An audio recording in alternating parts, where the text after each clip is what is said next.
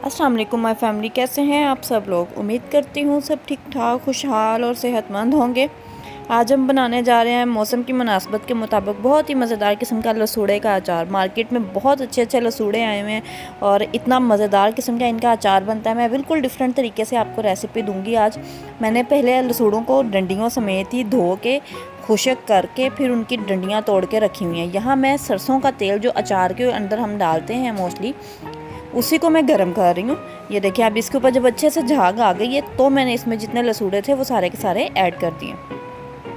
अब इन लसूड़ों को हम लोगों ने फ्राई कर लेना है। एक बात का आपने ख्याल रखना है, लसूड़े वॉश करने के बाद अच्छे से जब खुशक हो जाएंगे तो आपने उनके ऊपर जो डंडी सी लगी हुई होती है उसको उतारना है।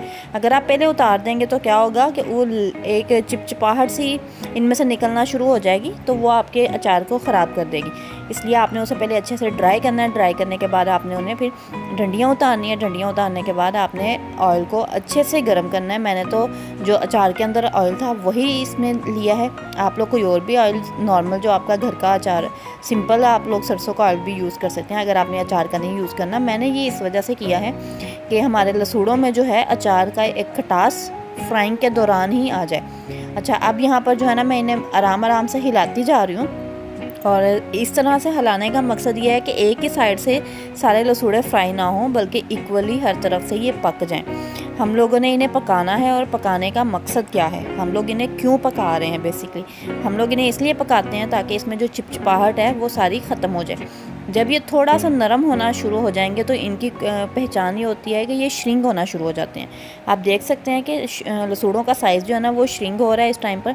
अब यहाँ मैंने इसमें हल्दी ऐड की है। हल्दी क्यों ऐड की है? ताकि लसूड़ों का एक अच्छा सा येलो सा कलर आ जाए।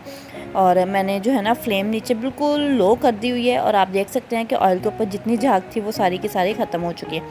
अभी स्टेज पर मैंने इन्हें ठंडा कर लिया। ठंडा करने के बाद अचार में डाल दिया था और अचार के मसाले के साथ जो हमारे लसूड़े हैं वो रेडी हो चुके हैं। आप लोग इन्हें घर में ज़रूर ट्राई कीजिएगा। 2 दिन इनको दीजिएगा ताकि ये अच्छे से पक जाएं साथ ही अचार के।